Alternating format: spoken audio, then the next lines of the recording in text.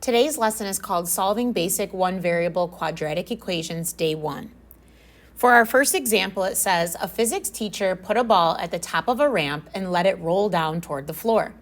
The class determined that the height of the ball could be represented by the equation h equals negative 16t squared plus 4, where the height is measured in feet from the ground and the time in seconds. So for height, we are going to use the letter h, and for time, we are using the variable t. So in question A, it says, what do you notice about the structure of the equation used to represent the height of the ball in this problem? How can this structure help us when we apply this equation? So take a second to think about this. What is different about the structure than what we've been seeing? Okay, so now that you had a second to think, there is not a middle linear term.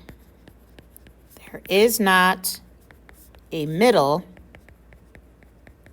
linear term, okay? If you take a look at it, they have negative 16t squared and then plus 4. So we have the t is squared along with a variable. So it's essentially like we have no b term. In our standard form, ax squared plus bx plus c, that middle term is missing. So in question B, in the equation, explain what the 4 represents. So if we take a look at that 4, let's say we put in a time of 0. 0 squared is 0, negative 16 times 0 is 0. So that would tell me that that's the height at a time of 0 because I would get h equals 4. So that number on the end is the height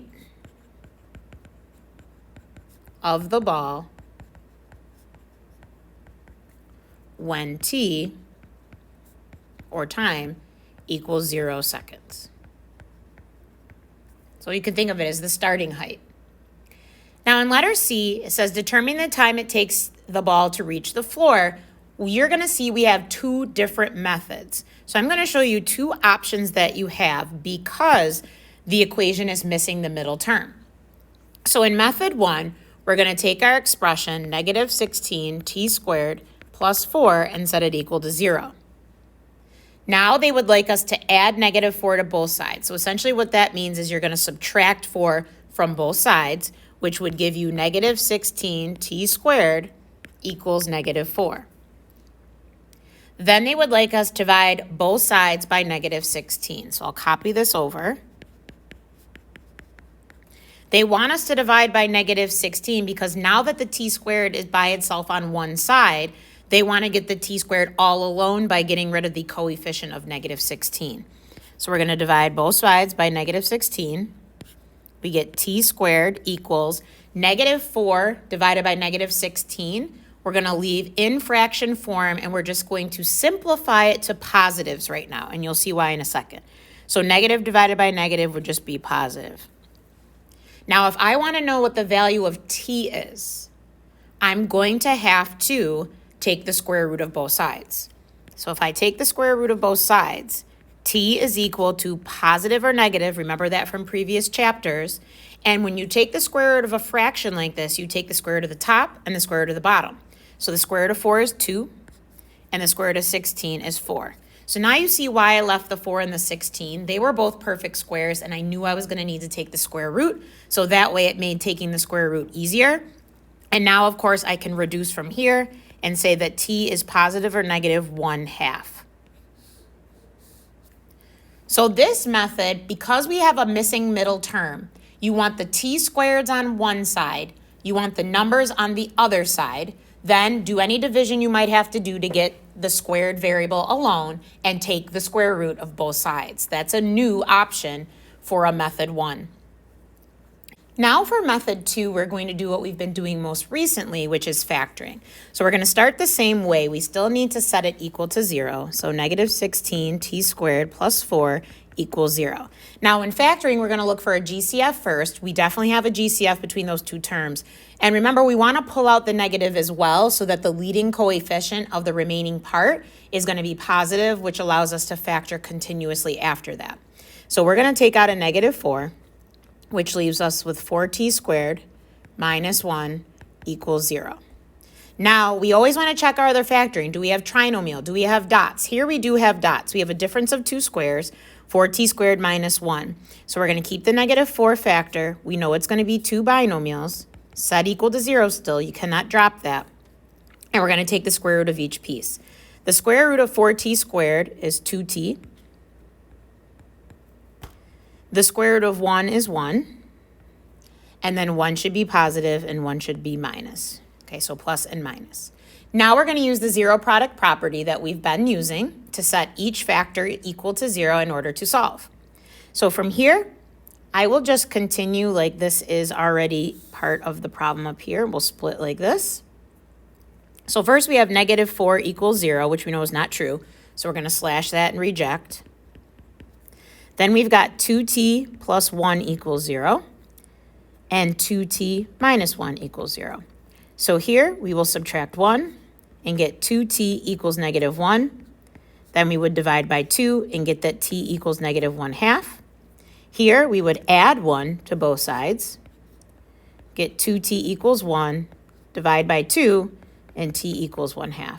So we get the same answer of t equals positive and negative 1/2. Now, there are pros and cons to both methods. I can tell you, looking at this, that one thing I notice when people do method 1 is that they forget to do positive and negative when they take the square root of both sides. If you choose to do method 2 instead for factoring, you won't do that because you'll hit it by splitting and factoring and solving all the pieces. We weren't able to forget the positive and the negative. So it depends on the situation. It depends on what you're comfortable with. It depends on if the directions tell you a specific method that you have to use.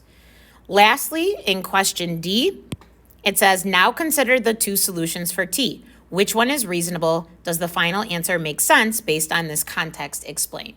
So first, let's think of our two solutions. We've got negative 1/2 seconds and positive 1/2 seconds. So is it reasonable to use both of those? Definitely not. Which one is reasonable? The positive one. So we're going to say time is equal to 1/2 seconds. And we'll say it does not make sense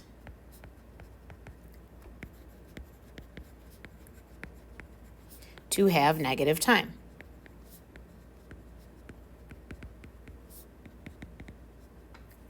So in other words, it's not in the domain. So remember our vocabulary. Domain is the input values. Negatives are not part of our domain, okay? And then as far as it being 1/2, is that reasonable? I would say yes, it's reasonable, but it must be a short ramp.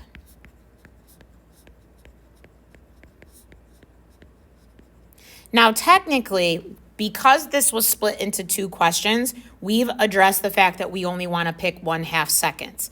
If there's not a question like this, you're going to have to reject one of these. So up here, I'd put a little note that you reject t equals negative 1/2, and you do that here, and you do that here, and you would finally really just write that your time is really 1/2.